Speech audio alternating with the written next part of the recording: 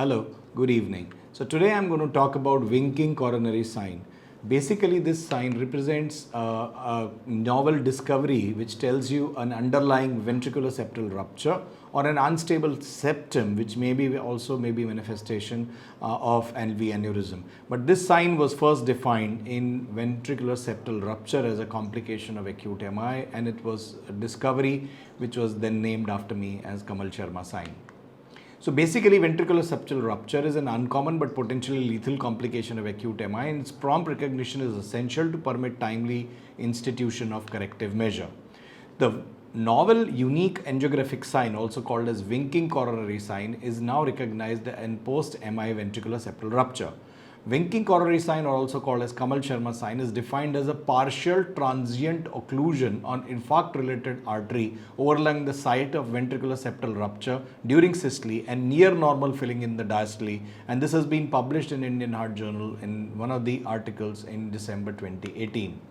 So this is how it looks like, the winking coronary sign. This is how it looks like. When you look at the septum, the infarct-related artery, we can see it's here that you can see the arrow pointing towards the wink of the left anterior descending artery. So this is what is the winking coronary sign. You can see the filling up of during the systole, but this diastole, there is compression. This is because of the pressure differences that underlie between the systolic perfusion and the diastolic perfusion, and the raised LV and diastolic pressure also contributing to the same. We have hypothesized and first published this along with my co-authors with 15 patients published in 2017, where in the Journal of Cardiovascular Medicine and Surgery, and this was further evaluated in another series of 129 patients with 56 cases of VSR secondary to acute STMI who had undergone cardiac cath between a period of 10 years. These cases were then compared with 73 control patients for the STMI without ventricular septal rupture, and who were randomly picked from the database to match age-based cohorts for the same study period. Of all the 129 coronary angiograms that were reviewed and analyzed by 3 different interventional cardiologists who were trained to recognize winking coronary sign but were not aware and they were blinded for the presence or absence of ventricular septal rupture in those angiograms. So ventricular septal rupture, if there was a winking coronary sign, it was said to be present if all the 3 of them independently confirmed that it was present.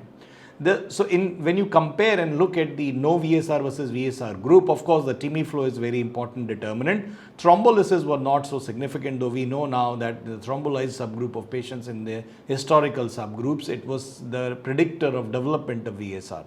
However, diabetics and hypertensive were more likely, almost 25% and 39% in patients with VSR, which is still the standard norm of risk factor or database that suggests that the likelihood of VSR is more in patients with diabetes and hypertension. Of course, winking coronary sign was present in 67% of the patient, but that was not the case in those who did not have. So this is the picture that was published: systolic compression of LAD with normal flow in diastole in patients with anterior wall MI and VSR. So our data of winking sign has shown that winking coronary was observed in 67.9% of patients with VSR, where none was documented in a patient who did not have VSR. Hence, it has yielded a sensitivity of 67%, but the specificity and positive predictive value was 100%. So the diagnosis in the absence of winking coronary among patients with a VSR, it resulted within a positive predictive value of 100%, although near negative predictive value could not be calculated, and actual prevalence of VSR in STMI could not be determined from this study. The postulated mechanisms of winking in infarct-related artery over the VSR have been proposed in these 3, and these have been again published in the 2 papers that we have already cited. First mechanism that we propose is the Venturi effect, which could be due to the shunt across the ventricular septal rupture, leading to a rapid drop in pressure across the defect, causing overlying coronary artery to collapse, manifesting as systolic winking of the artery overlying the rupture.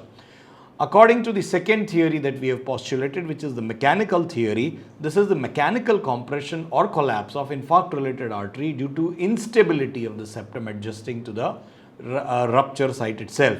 The mechanical instability and the hemodynamic effects underlying the disrupted septum will also contribute to the wink. So as we know, the blood supply for interventricular septum, it's the LAD which supplies on the anterior aspect, and it's the posterior descending artery which usually is a branch of the right coronary artery which runs on the posterior part of the septum. So if this hypothesis was to be true, you should be able to document that in a patient who gets a basal septal VSR in the posterior descending artery. And this was further confirmed in our studies. This is a patient who presented with inferior wall MI with VSR, and you can see the PD winking here.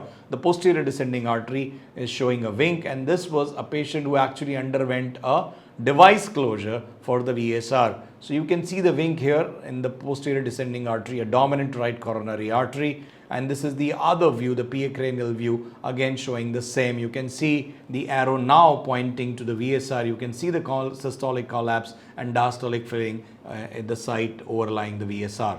And this was further confirmed when we ended up doing a VSR device closure in this patient. You can see the device, we have the device in place, and this is another anecdotal image of showing the same.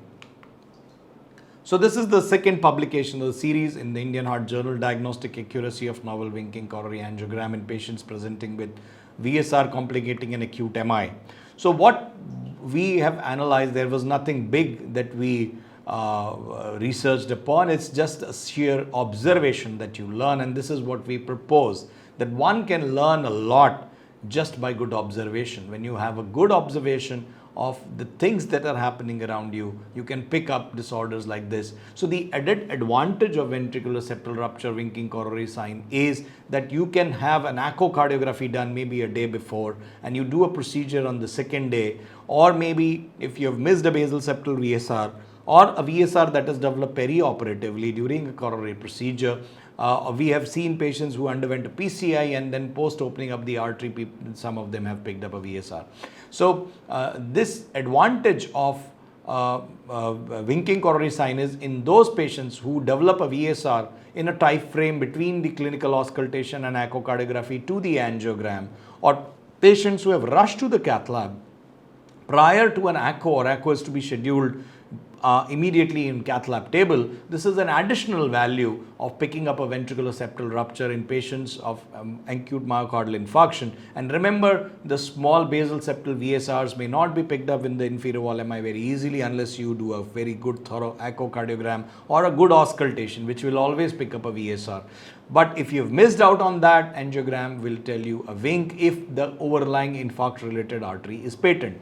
So the drawback of VSR sign is, or the winking coronary sign is, that you may not able to see the sign if the artery is not showing an antegrade flow. So in a totally occluded artery, like in our case series, almost 1/3 of the patient had an occluded artery, and hence there was no evident VSR winking coronary sign in these patients. So firstly, you need a patent artery, and secondly, it may or may not be present in all. Now we have been observing the same in patients with LV aneurysm. Another important observation that we have seen, that the winking coronary sign is not present in the circumflex artery ever. None of the case series, if you look at our data, showed any patient having circumflex wings. That's because circumflex lies in the AV groove, which is itself a fibrous structure, and it will not give away. If it gives away, you have a free wall rupture and it will not wink at all. The patient will be lost. And hence it's important that we just be a good observer of things, and we can pick up a lot of important signs in medical sciences. So thank you very much. That's the wink that's famous otherwise in cardiology, but the wink that we discovered is also, I'm glad and blessed by my institute to have given me the privilege to publish this as my name sign, that is Kamal Sharma sign. Thank you very much. Take care, stay connected, and I'll be happy to answer your queries if any. Take care, bye-bye.